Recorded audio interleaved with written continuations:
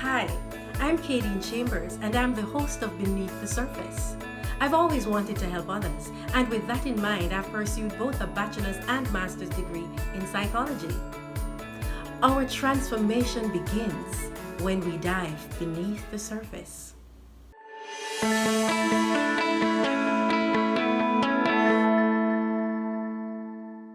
Hi everyone, I'm Kadeen Chambers and welcome to Beneath the Surface.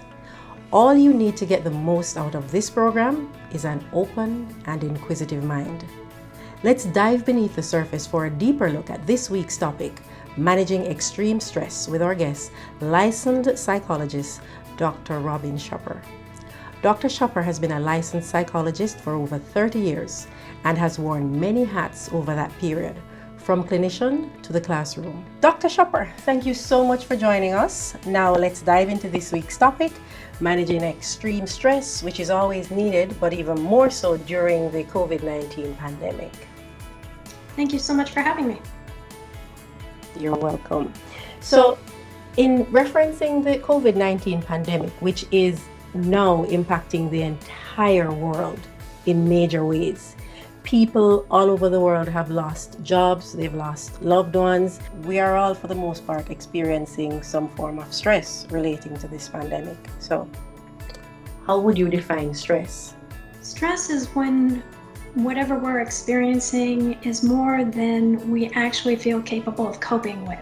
So on a day-to-day basis, we expect certain things to happen. We have a certain schedule that we plan to take care of, responsibilities. Stress is when something comes along unexpectedly or it exceeds what we anticipated dealing with. And so stress is normal because no day, no experience goes exactly as we planned. But most of the time, it's just a little bit out of the way. It's a little bit of something we don't have control over. Extreme stress is when it feels as though multiple areas of our life we don't have any control over, or that we didn't anticipate having significant impacts. Multiple aspects of ourselves, feelings, thought processes, physical, sleep, whatever it is, are being impacted as well. And we just don't feel capable necessarily of dealing with all of that successfully. You mentioned a while ago everyday stress versus extreme stress, and I think that is important for us to highlight now, the difference, because as you say, in our day-to-day lives there are small stresses that we have to deal with. And so how do we explain to ensure that our viewers understand the difference, what is everyday stress, which is pretty much typical and nothing for us to feel like, oh my goodness, I can't manage it, I'm going to die, kind of thing, versus extreme stress, before we get into, how do we cope with it healthily? What's the difference with the extreme stress and everyday stress? Well, everyday stress would be something like you're caught in, a traffic jam, and you hadn't anticipated being delayed for work, or they don't have something you would plan to have for dinner at the store, or the children are crying and making things a little bit more stressful. That's just your everyday stressors. Your supervisor, says something negative, or a coworker gives you, some kind of attitude and you feel uncomfortable or upset. Those are normal stressors. We all experience them. They're going to happen from day to day. You misplace your keys and you can't get out the door on time. It happens to me a lot. So that's what would be our everyday stressors. And then an extreme stressor is something, for example, the pandemic, or when we were experiencing 9/11 and everything stopped. It just disrupts every area of our life. It feels as though the world is completely out of control. It's not just us we can deal with. It's multiple other areas that we have no connection to and no ability to address. And I think we have to also consider that the media, just watching, whether it was the planes going into the towers in 9/11, or watching all of these feeds about how many deaths and how many illnesses and how many people have lost their jobs, I think that just continues to exacerbate that level of stress. I also would like to talk, about how we seek that information and what we're focused on, because I think sometimes what draws us in is the emotional context of the media and what news we're looking at. I mean, like you said, you're just looking at headlines. If you're just looking at headlines, you're getting facts for the most part, and that's helpful in keeping, on top of what's going on. Looking more deeply into things is helpful as well. But when we're focused on the news that's, just blaring about going into depth on who died and who they leave behind and the emotional aspects, that can re-traumatize us. That can just make us go back into a sense of feeling overwhelmed and excessively stressed that may not be helpful for us. Now let's talk about some different symptoms of extreme stress. How does it manifest? How does it show up in our lives? Well, it can manifest in multiple ways. So, as I said, we can look at physical. People most often, when they're experiencing stress, can feel headaches, even migraines, stomach aches. Irritable bowel syndrome is a significant issue when people are under long-term unrelieved stress. You can also have significant issues with body aches. So you may feel pain in your joints that you don't necessarily, experience before. It's a tightening, so you have difficulty relaxing. You're tightening up your muscles and your joints, and so you tend to feel like there's something wrong. You may even feel like your body aches like a flu, and in reality, it's just that you're so stressed. You can have, as we mentioned, in your cognitive processes, your thinking. And so that could be, forgetfulness, memory issues, just problems concentrating. I know that when I've been under extreme stress, I'll try to read a book, and I love to read, but I'll read the same sentence over and over again. I have no idea what I just read. And it just gets to the point, right? So I may not be able to read a book. That's usually my first sign that I'm under extreme stress, is when I can't read. You can't focus. So that's something. Emotional. I may just feel anxious all the time or on edge. Just something just doesn't feel right, and I can't pinpoint it. I just feel this vague, overwhelming general anxiety. Or we also can experience, sleep problems. So you're sleeping a lot, excessively, and you just don't feel rested when you get up, or you're not sleeping enough. You're eating and overeating, or you're not eating enough.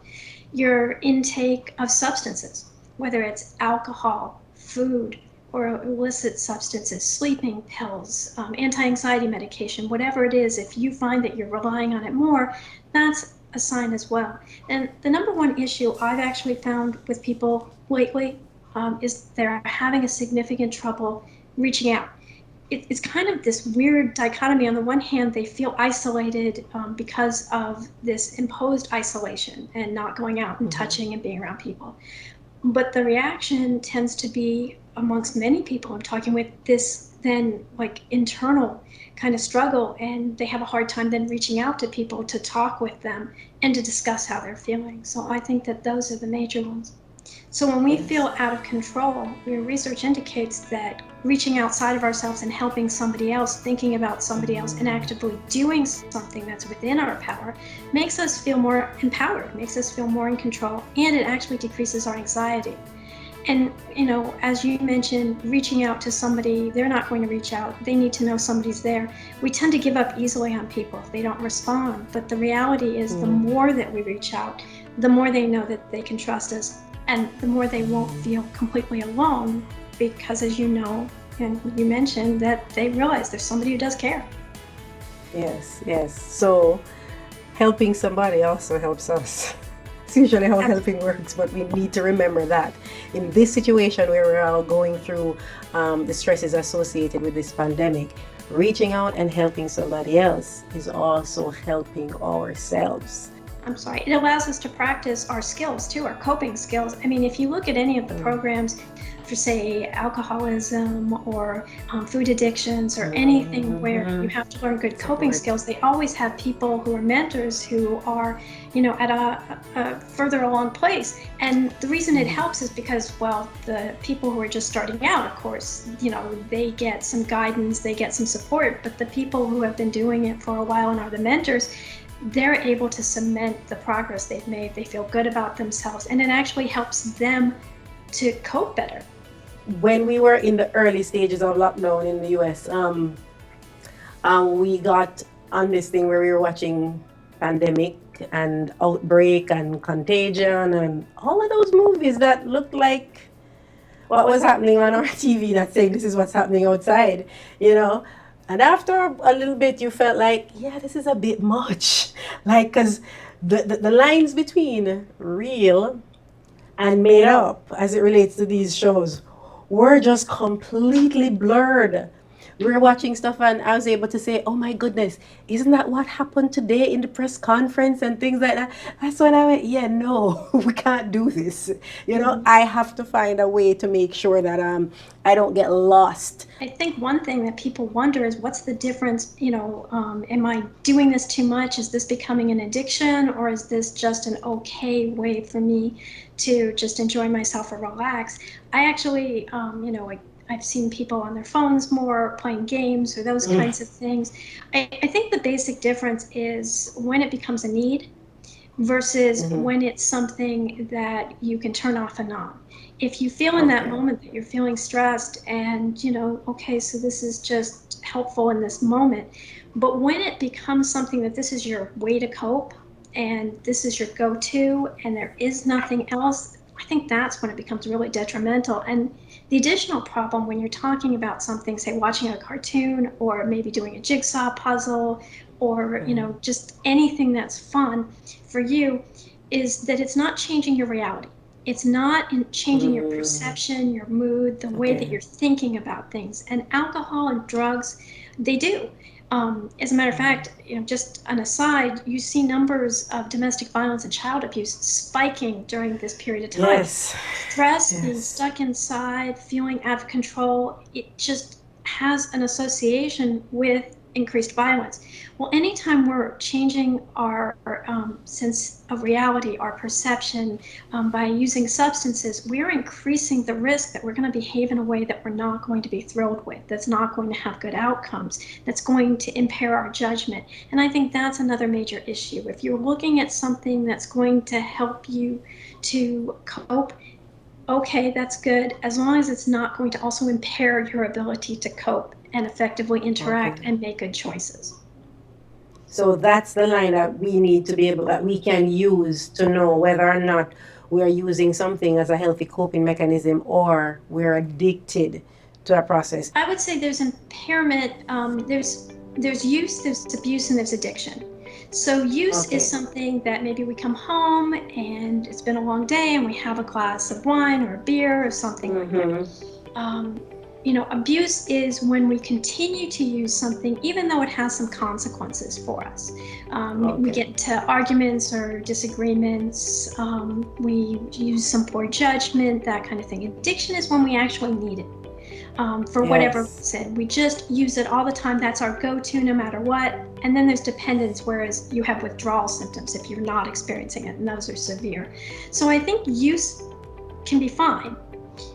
Abuse is where it crosses that line, and that's when you're experiencing consequences. If you need to be alert, if you're getting into more arguments, if you're doing things that you wouldn't normally do, I would not be using that as your coping system.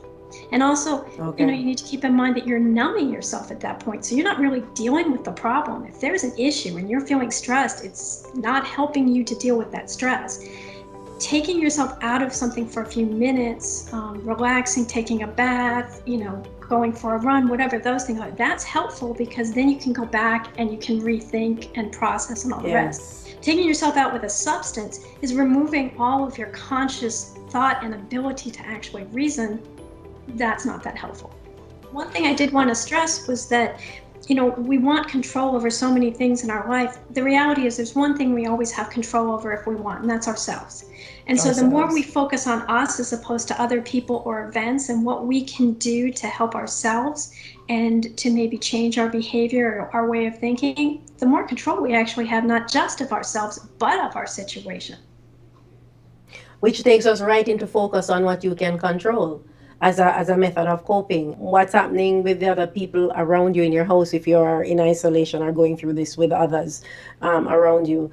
You can't change for the most part how other people behave, but you have full control over how you behave and even how your mind works. So you have the ability to reframe what is happening around you, as you just mentioned, reframing. So I'm looking at the situation and it looks terrible, but okay, I can sit down and find another way to look at this aspect or that aspect so it doesn't feel so overwhelming and like it's 100% doom and gloom. I can also reframe other people's behavior, which I think is just as important. So if I see somebody else and, in my household and they just keep acting in a certain way that's really upsetting to me, I can also look at them and say, they're probably feeling stressed about what's going on. This probably has nothing to do with me. It probably has nothing to do with what they're upset about.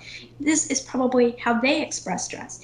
It may stop me from reacting in a way that then could just make the situation worse. That's wonderful. I thank you for that because that's critical. A lot of the issues that we have with others, and we're talking about this largely from a COVID-19 standpoint, but the reality is that stress is something that is an ongoing part of our lives as humans. And a lot of the issues that we have in many instances have to do with our interaction with others. So this idea of reframing, and highlighting that it also works with being able to reframe other people's behavior. No, you're not trying to change them and their behavior. What you are changing, and in bracket we have reframing, is how you are perceiving their action. So and for example, if you go into a store, places are opening back now, and you see somebody who is having an argument with a store employee about wearing or not wearing a mask. I mean, how do you respond to that? What is your perception of that interaction? If the person is arguing, going, I don't want to wear it, I'm not going to wear it, reframing it from thinking, instead of thinking, this person is a bigot or anything negative like that, you can simply say, this has been a stressful time and is for everyone. And it's hard for some people to deal with the changes that have come at us so hard and so fast and from all quarters. And so this might simply be this person being just very stressed and not being able to cope with one more thing that is so different, instead of us being upset with the individual as well, because that doesn't help. It's to be able to, and I think it therefore allows us to be a little bit more empathetic. Exactly. And I don't think it excuses behavior. I think, sometimes people think that reframing in this regard excuses behavior. It doesn't. And, there's certain things that behavior is behavior. If someone's being, violent, whether it's domestic violence, Yes. child abuse, whatever, I'm not talking about reframing that. But I am talking about when you see somebody, and that was a great example, I'm not excusing the behavior. They should be wearing a mask because it's not just their welfare, it's other people around them, and it's our ability to, care about other people that leads us to do things that we normally wouldn't do. But I think the other aspect that, as you mentioned, is that we do need to be more empathic, and we need to realize that instead of just reacting based on our emotions, we step back, we think, this may be their stress. This may be how they express it. And so maybe that will change how I would approach them or how I would respond. It doesn't change the value of their behavior or whether it's right or wrong. Support. This last major chunk of our segment, let's talk about support. Because we throw that word around sometimes, but many of us don't know what it truly means to support, what support looks like, and to know that that not all support is created equal. That's a really good way of saying it. I think support means what we want it to mean or what it means to us. And, basically it's like anything. Support is what helps us up. It, helps us keep going. It helps us stay upright. It helps us feel like, we can do what we need to do and we can continue on our journey. Now, support can be really helpful, and we definitely need it. There's a lot of research that indicates females tend to be better at reaching out than males, but this is just in general. There are some males who are very good at it and some females who aren't. But females tend to have, in general, a stronger support system, friends that they reach out to and they're talking to all the time, especially about personal things. So one thing we really need to consider is maybe checking in on our male friends even more and offering them support, especially if they're not ones who reach out. Being a member of a chat group. can be really helpful, especially because there are multiple people. So if someone's not on there and active, you can notice that and reach out to them and ask about it. And you can even just observe it without having to be actively participating and still feel like you are part of something. Family and friends, if you're not hearing from them, they need you. And so Yes. even, like as we said, even if they're not responding, still reaching out, sending them photos, sending them a little hi, how are you, Yes. that kind of thing. I think it's really important. We need to we're humans. From the very moment that civilization began, we started, forming into groups. And the reason for that is, we have a need to connect, and we also have a need to survive.